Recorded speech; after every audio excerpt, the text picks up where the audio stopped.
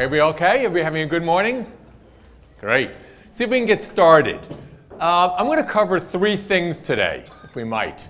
The first thing is a simple thesis I have that is social and mobile networks are eating the world. And we're going to talk about what that means, that social mobile networks are eating the world. And that probably means your company or your clients. The second thing is we're going to look at in the next 2 days some case studies. I'm going to cover one of them today to show you how social and mobile networks eat the world and eat companies along the way. And the third section we're going to cover is some tools and frameworks that you can use to make an impact on your clients. Quick update for me. Been doing this a very long time. Everybody's seen me and said, gee, I've seen you do this back in the 90s and again 2000. Finally, I think for all of you that provide services, how many of you provide services to companies? Great. How many are you companies yourselves in which you are the software vendors and database providers? I think the good news is people who are my age, never thought I'd become this age, people who are my age are finally understanding that the digital world is having a massive impact on their business model. And I can arguably say that that's for the first time in probably 15 years I've been in this space, that the world is fundamentally changing and that is being impacted in a way that ultimately businesses and governments, people I do work with, are saying, shoot, I missed the first part of this transition. I need to do something now. So let's look at what that means for each of you. So social mobile world is fundamentally changing and I would say eating the world. Now let's take some real examples in terms of numbers. It took a very long time for China to reach 1.3 billion citizens. An equally long time for India to reach 1.1 billion. And the Catholic religion, the same number, about 1 billion people in that network. Now interesting, Mark Zuckerberg, my son's classmate at Harvard, did that in less than 8 years. Doesn't run a nation yet, but he's the third or fourth largest nation already. Twitter is already bigger than the United States, and it only took us about 200 years to get to our size. So what does that all mean? Well, if you think about socials eating the world, that literally we're going to see networks that are larger than the religions or the nations that we all grew up as part of. So we were thoughtful about where we were born, what religion we were part of, what city-state we participated in. Research says that my kids, the 24 and 21-year-old sons of mine, see their social networks as their predominant network. Not their city-state, not their religion, not their sports, not their family. So the social network, the mobile networks now are the defining force of our generation or my kids' generation. The mobile network is equally gobbling up the world. Apple, I don't think it's trading about $535 today, is an interesting number of $535. But what's more interesting is about to pass the $500 billion market in terms of valuation. 25 million people a month join their iCloud environment. 25 million people a month put their content up on their iCloud. And their market cap is about to surpass today or tomorrow about $500 billion. It's an amazing number, $500 billion. And the real question is, how many of you have iPhones? Cool. And you're beginning to only see the beginning of enterprises have iPhones. So the question is, are they at the beginning or the end of building a mobile network? Good question. So would you invest in it now at $500? Is it going to 1,000 is what people are asking? Good question. It's bigger than the second largest company in the world, ExxonMobil, by almost $100 billion. And they have $100 billion cash on hand, more than the US Treasury. Right? So you have to ask yourself a question, and then you have, Government Motors, right? Not GM, but Government Motors, GM. The largest automobile manufacturer in the world, now it's recently surpassed Toyota again, and it's back on its feet. It made its largest profit ever, $8 billion. Fantastic. So bailing them out was a good idea. But they're only 1/10 the size, not even. 7% of the size of Apple. So mobile networks are gobbling up the world and gobbling up the nations, right? Proof of the point is, let's see what happens. when people don't understand that social and mobile networks eat the world? Well, the good one was Arab Spring last spring, right? It took down some fairly well-known dictators, which were well supported by the United States government when we think about it, Egypt and Libya. I might argue they were spectacular CEOs in their own right because they accumulated huge net worths, 40 billion and 70 billion each of those gentlemen. And despite their net worths, they could not forsaken the citizens' revolt using social mobile networks. They overwhelmed those countries. But that's not alone. Blockbuster, RIM, Borders. What's the next country and company going down? My guess is more than we might imagine, the acceleration in what the network, all of us can do to a company and to a country is just beginning. The United States has $14 trillion of debt. Most of that debt is owned by China, and that network is large and growing fast. So mark my words, you're going to see social mobile networks overtake companies and countries faster and religions faster than any of us imagine as we become unhappy with what has happened to us. Now, what does that mean to all of us? David and Goliath have changed. Anybody want to give any examples now of companies or countries that I haven't covered that you think are good case studies for the people in the room? Any other examples of companies that haven't gotten it that are about to see the impacts? Google, great example of a cloud-based network that is spectacularly growing. Any other companies that you can think of that didn't get it and now are struggling to catch up? No examples here in New York, like a publishing company, book company, magazine company, none of the main fashion companies.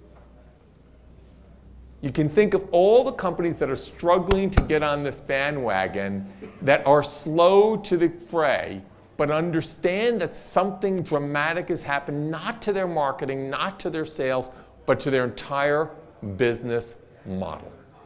And I might argue it doesn't stop there. It really does start with cities and states, where cities like Boston didn't get it, and Facebook isn't there. And there hasn't been a major software company in Boston in a long time, DEC. And the last thing he said was, I don't know why people need PCs. Dick Olson. What can you do about it? Let's look at some examples of a case study. So this is a really cool case study. You can find it in the Fortune article this month about Nike. So Nike decided something's different. Anybody see a recent Michael Jordan or swoosh ad on TV? Anybody seen those anymore? They don't exist anymore because Nike in 2010 decided that Nike was going to go where its customers are. And they were not on TV as viewers. So they started something called Nike Digital Sports. And what's really cool about Nike Digital Sports is they began to create a framework. And I would take this down, all of you. Here's a good framework and a methodology you can use in your company. So the framework is simple. They said, okay, what are the 4 things we have and what are the 4 things we can do as a methodology to change how we think about marketing? And the first thing they said is we can, in the lower left, reduce that which does not work. We can reduce our broadcast spend. They went from about 600 million to about 200 million.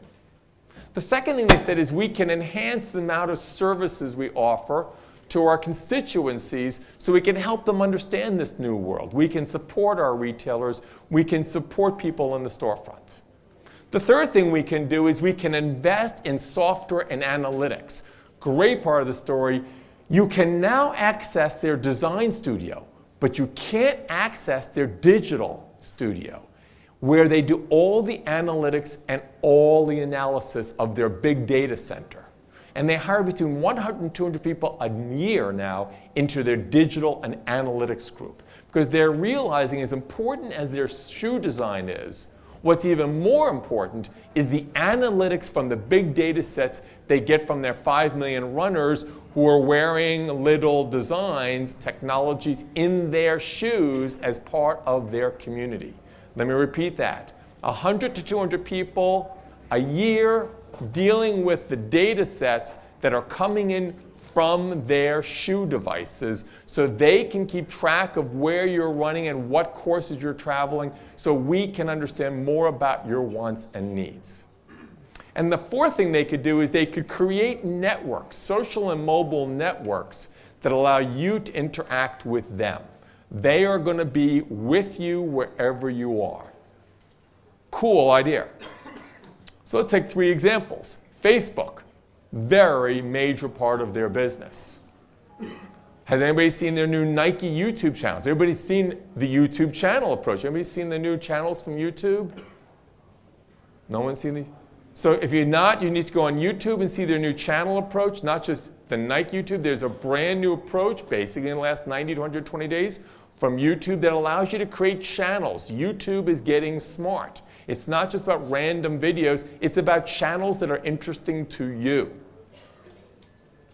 Their channel is very cool. It's no different than what TPN is doing. It's building customized channels of content that is relevant to their viewers so you can interact with it. Anybody watch the Oscars this week?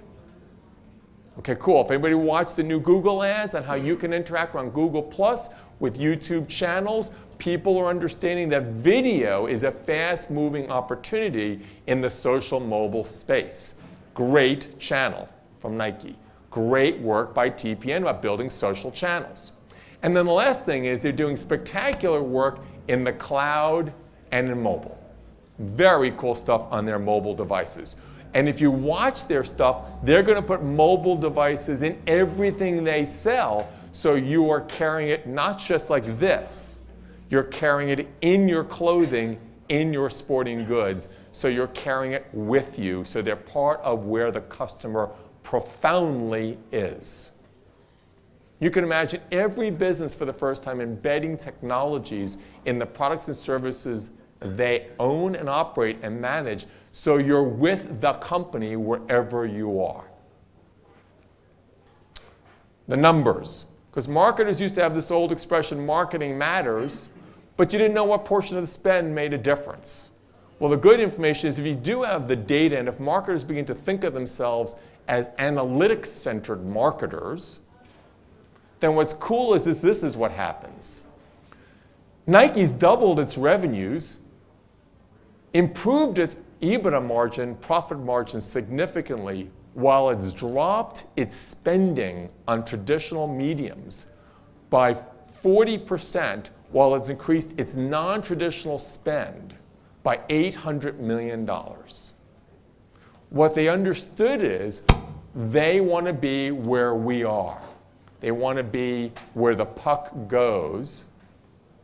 And that means making sure that their messaging and technologies are always present with the customers. I always say to all my clients, I'm on both New York Stock Exchange boards as well as on small startup boards, and I say, this is my classroom, this is my storefront, this is my friends, this is my family, this is my encyclopedia, this is where I live.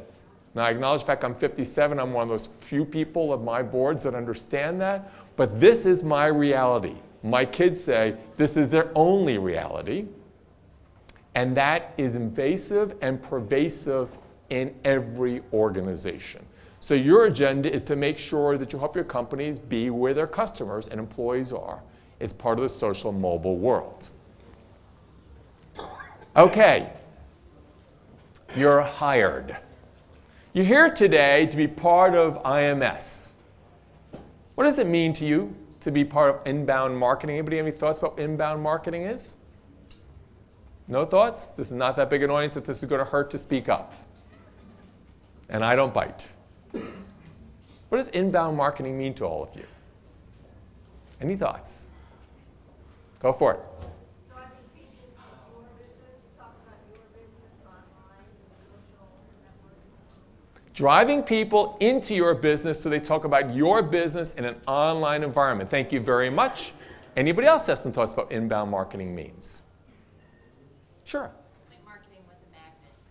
Marketing with what? With a magnet. With a magnet. Very cool. What type of magnet? Well, a strong magnet.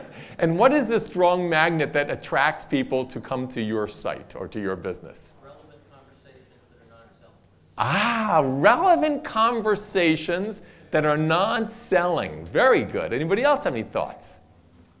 Helpful content. Helpful content. Great. We're beginning to join this conversation. Thank you very much. It's easier to have a conversation than to present. Anybody else have any thoughts? Target marketing. Target marketing. What do you mean by that? Zero in on your client and network with them. Fantastic. Target marketing where you can zero on somebody, have a meaningful conversation with that individual. Anybody else have any thoughts? Sure.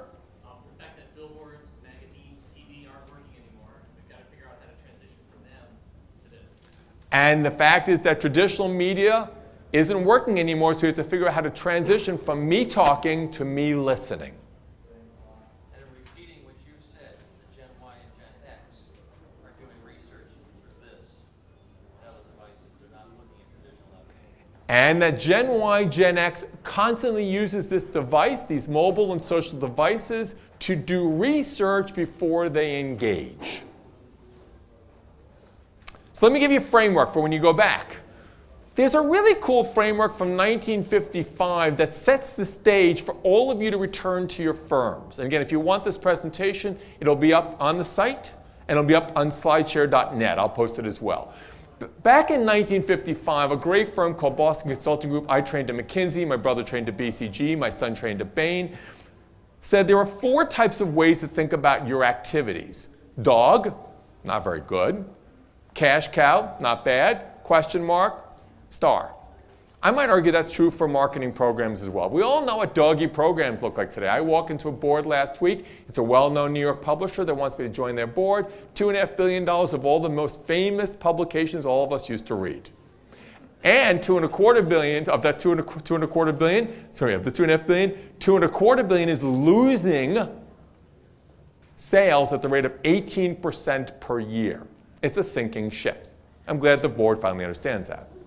And they have a $250 million business that's growing at 30% a year. It's their digital business. So you got a business sinking at 18%. The big business is going down, the Titanic. And the small business is going to the sky. So you can plot the business there. They got a that dog of their business does not look happy. It doesn't look like this dog in this picture. I got to tell you, they're very unhappy. And they have a star in the upper right. This is what marketing programs look like as well. There's doggy marketing programs that do not work, but we keep spending on them. And so you can imagine going back to your company and saying, we have doggy programs. We have some programs that are cash cows. They still produce some leads. We might have some good question marks that we want to explore some more. And we might have some real stars about how to interact with our customers. So here's the way I think about the business for marketing. The lower left quadrant, just following the same thing, is doggy stuff. It's very expensive, non-productive, non-conversational, non-interactive, but if you really want to hear from me all day long, and I'll just broadcast at you, the lower left quadrant is really cool. It's all about me. Now, I don't know about the rest of you, but my wife says often to me, Barry, I'm tired of listening to you. How many of you are married? Anybody feel that sometimes about your husbands? Or your boyfriends? Cool. After a while, listening to someone talk, it's not that interesting. And the lower right is big data, having an understanding of what someone's saying and acting on it. Upper left is about inbound marketing. It's about dialoguing with people. Lower right is using data to send something out. Lower left is, I don't really care what you have to say. I'm just going to be bigger and speak more than you do, and I'm going to speak over you. Upper right is gamification. I might just think you know a lot more than I do. And I might run some competitions so that you find the answer to what I am so desperately seeking in my business. A new product, a new service, a new marketing approach, a new Doritos advertisement. Those are the 4. Upper left is inbound marketing. Lower right, is outbound marketing with data. Lower left is broadcast. Upper right is, gee, this is a game. It's more than just fun. Let's all participate. So what do? When you go back to work, again, this is all available as a framework, you can reduce the things that are less relevant, and you can show that there's not only no ROI, because when marketers say, how do I produce an ROI? In the lower left quadrant, there's no shortage of statistics that not engaging audiences produces no ROI. In fact, it pisses them off. In the lower right, you can begin to enhance your data sets. You can begin to do things that make a difference. Upper left, and let's go through it. Realistically, all of our clients, all of our relationships still spend a lot of money in the lower left. And they don't know the economic return of it. So they need to think about how to reduce those mediums and react and stop being reactive to the world. In the lower right, they need to think, okay, what can I do from being better inside out? How can I be more responsive based on data? This example of my personal family. I've been married for 28 years. I always say I'm in the 4th term of office. I do not know why women don't have term limits on their husbands or their boyfriends. It's not clear to me why that's not the case. But it seems to me term limits are a really good idea, not just in our presidential situation, but in our personal lives. Because then maybe inside out becomes, I finally am listening to you, honey. I know you want to go for dinner on Saturday night. I should bring you home flowers. There's some really good data. I'm getting some social monitoring from my boys who are saying, Dad, you might want to think about it differently. Data does begin to drive performance and different behaviors. But how many of your clients have data, social monitoring data, to tell them what their customers and employees are saying? None? A few. Why? Why? Why don't they have the tools? Correct. They don't think it's important yet. I don't joke about term limits. They don't think it's important yet. They don't understand yet that social and mobile networks are eating the world and their companies alive. They don't believe it yet. Because if they didn't believe it, then they wouldn't be worried about divorce, right? I'm going to use divorce as the analogy. Divorce is expensive in our personal lives. Divorce from your employees and customers have measurable impacts.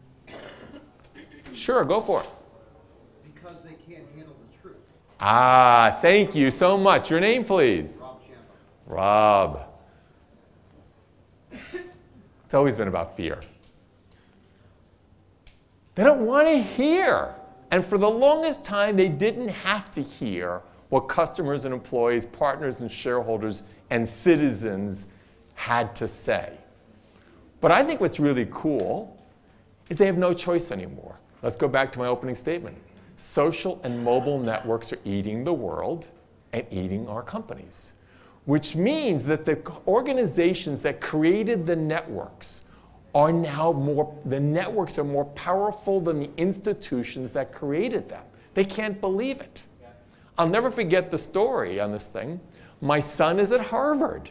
It is 2007. He says, Dad, you got to meet Mark and Eduardo. Anybody see Social Network, the movie? Anybody know who Mark and Eduardo are? Eduardo comes over. I'm running a company called Mazinga at the time. You know, we have like 100,000 customers. They have about 1 million. And Eduardo says to me, Mark is going to go west. I said, Eduardo, you're going to get screwed. He goes, are you going to go west with him? He goes, no. I never forget this. 3 times I think to myself, Eduardo and Mark Zuckerberg, God, if I could ever meet them. I'm running a social enterprise business. They're running a consumer social business. Now, of course, Eduardo didn't go. In the end, Eduardo did get something from the whole experience, and Mark made even more. But my son was there the entire time as the president of the Phoenix. If you all read that movie or saw that movie, you know what the Phoenix is. You saw it happen, but my peer, Lawrence Summers, says it doesn't make a difference to Harvard. And here's why. Harvard, like all institutions, doesn't understand there's 2 parts to their business. There's the 9 to 5 part, as my son would say to you, which is when they teach you something, when they broadcast it, when you lecture at you. And there's the really cool part that Harvard never sees and doesn't understand, It's the 5 to 9 part. 5 o'clock at night to 9 the next morning, when all the students interact, and Harvard still doesn't want to hear what they have to say, because they're frightened that they're going to say things about the faculty and the administrators and the course curriculums and the benefactors and the institution that they don't want to hear from. They can't avoid it. The third part is what we just talked about, outside in. So outside in is where we're talking about engaging with relevant content, making sure your customers and networks are part of your lives. It's community development, it's inbound marketing, it's content automation. Because we all know that a good marriage, a good friendship is about listening and engaging. It's about loyalty and commitment. It's about mutuality and transparency. It is not about broadcast and transactions. It is not about me. It is about you, we, and others. It's about inbound, not outbound. And these are the activities that your firm should be involved in. And the last one is exactly what Steve Jobs knew. It's about forward-looking, not backwards-looking. It's about crowdsourcing. Think about how big his developer community is, and think about the fact he pays more dividends to his developer community, $1.2 billion in 2010. He pays more to his developer community than he does to his shareholders. How many of you have a developer community? 1. How many of you have a customer community that is inventing your products and services? 4. Think about it for a second. How big is the community and the network that surrounds your organization? And ask yourself a question. Do they not have the competency and capacity to improve your business and your clients' businesses if you tapped into their greatness? Are they not insightful human beings because they're putting out money for your business as customers that would not want to and actively have an interest in being part of the greatness you're trying to achieve? Why don't people crowdsource their products and services? Anybody have any thoughts? Sure. Say again? Issues regarding intellectual property. It's a good one. Anybody else have any questions, thoughts? They think they know what their customers want. It's the year is 1977. This is not on my resume. 1977, I just graduated business school. I joined a company called Oil of Olay. It's part of Procter & Gamble. And all guys are in the Procter & Gamble Oil of Olay division determining what women need for facial makeup. It really was makeup remover, makeup, and it was moisturizer. I'll never forget this. I used to say to the guys who ran the group, how is it that we think women know what they need from moisturizers, let alone we were about to build a cleanser? And I was charged with the cleanser initiative. And the product manager said, because women don't know what they need. I go, that's an interesting message. So when I used to bring home our first Oil of Olay cleanser, my wife used to say, after she used it for shaving her legs, this is really not a very good moisturizer cleanser, Barry. This strips your skin. Have you tried this? I'd say, no chance.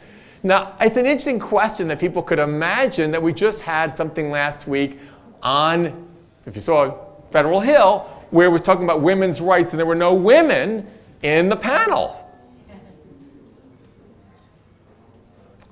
Businesses think they know what their customers' employees need.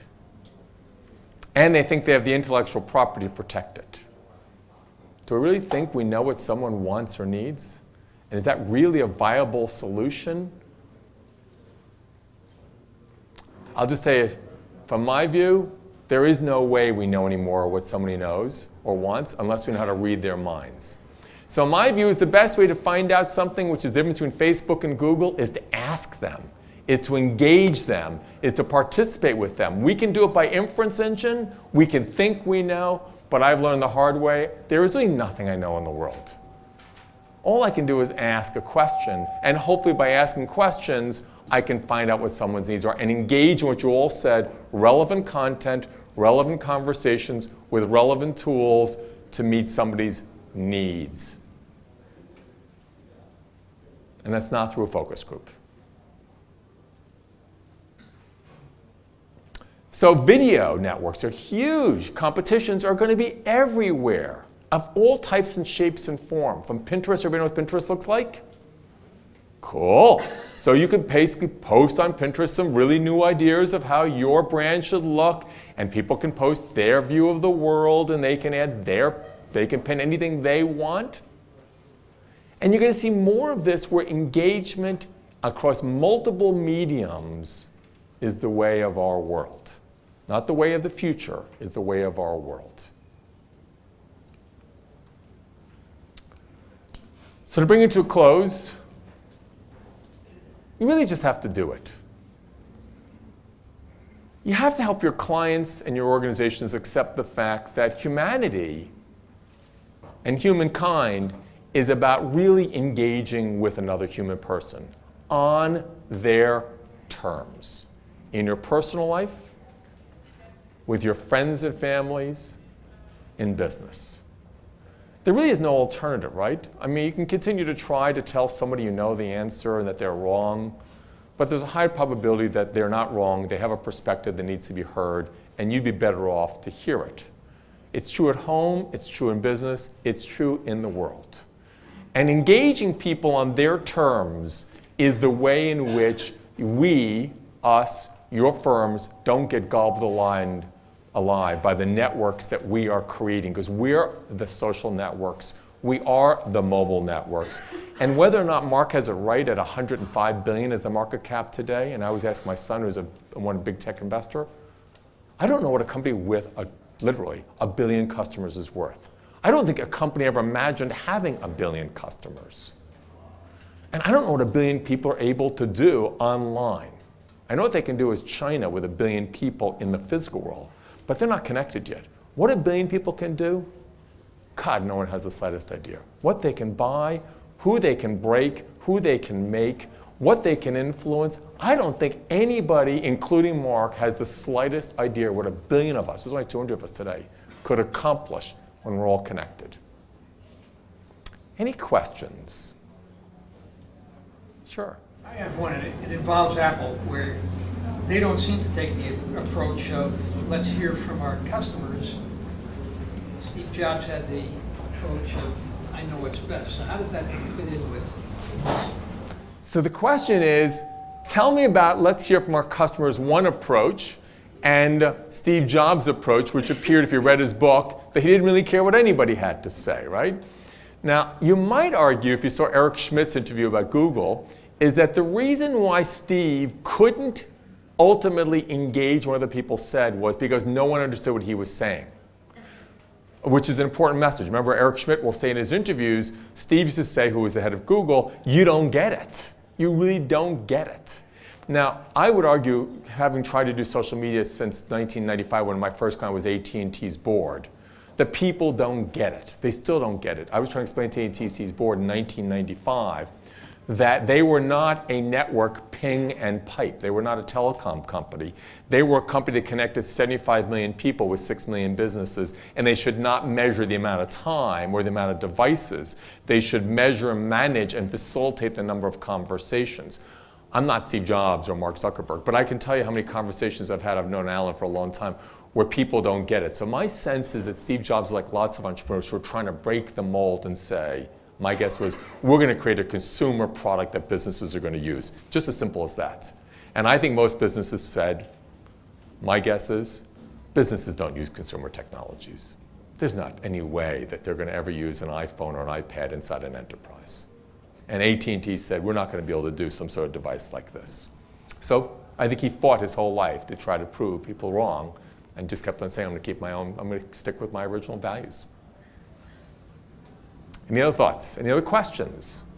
Sure. You're referring to mobile as a network. I am. My feeling, and I welcome yours, is that it's just like those pipes that AT&T used to have. You know, it's just a way, it's a pipe for the networks to transmit their stuff. How do you define network then? Maybe it's my issue. That's why Steve Jobs did this by himself, right? Because I think that's not an unfair comment, right? Every company I talk to thinks about their business as a non-network business, right? My sense is that Steve Jobs and specifically Apple have an understanding that this is, yes, a product, right? And it has a set of services like iTunes. But I think at their core, if you look at their developer network, and even if you look at anything they do online, they have a community, right? I think their understanding is that they are fundamentally reshaping, even if it's not crisp and clear on this, they're reshaping how we connect one to another. And so when they report, like Cook does report, now Tim Cook reports, how many people are joining their iCloud networks, my sense is they have complete understanding of they are fundamentally changing the information markets. So cloud networks are not going to be cloud like Verizon thinks with Terramark, because those people think about networks the old-fashioned one. I think of the way that the old fax machine was. At the end of a network is one fax, it has no value. At the end of a network, there's two, it has a little more. 4, 8, 16. Human at the end of the network, no one anticipated that. What can a human at the edge of the network do? I know Cisco doesn't think this way, because I know those guys. If Cisco were to understand the human network, they would tell you and report on the edge of the network and tell you what those people could capture. So it's a way, it depends how you think about it. If you think of it from device terminology, I agree. But if you think about the fact that I'm carrying these guys with me all day long and putting my content up, and they're keeping track of where I stand and who I'm talking to, then I think that we should presume that they're keeping track of that data for very good reasons. What's coming out of it, we don't know yet. Any other questions? No other questions? Sure. So we've got about 175 people in the room or so. If we were to leave with one thing today, if we were to take some action this afternoon, what would it be? So if you know that 1 degree of separation from you is 11,000 people, let's just do the numbers, I can't. 200 people times 11,000, I don't know, would that be 30 million people? All of you can impact 30 million people today. It's a massive number, just 1 degree of separation away. So my message to each of you is when you go back to your job, remind yourself that you are 1 degree of separation from 11,000 people. It's a huge number. And there are people who have much bigger networks than that, but that's the number. And so the question I say is, can you go back to your organization and say, listen, we have a network. Yes, we have a product, but we've got to do, anybody do yoga here? Cool. We got to, for all those yoga people, we need to teach our leaders how to do an inversion. So an inversion is a headstand for all of you guys who don't do yoga. So the reason why we need to teach them how to do a headstand is because they have it backwards. They've got their products at the base. They need to put their products upside down. They need to think in terms of their networks, their social and mobile networks. Make that the core of their business, make listening the core of their activities, make interacting with a customer employees the core, and make the products and services, I hate to say this, the means, not the ends. Inversions are really good things for our boards and organizations. Think like a shareholder now. They all want to have a lot of wealth. Money still drives this stuff. This is not soft stuff. To get to those numbers I showed you, you need to do a headstand. An inversion does help. Any other thoughts or questions? I wish you all the very best in the next 2 days. Remember, social mobile networks are eating your companies and your clients. 2, there are some really amazing case studies. And 3, I gave you some basically tools and frameworks that you can use to run your organization and make a difference. Thank you all very much. Enjoy the next 2 days.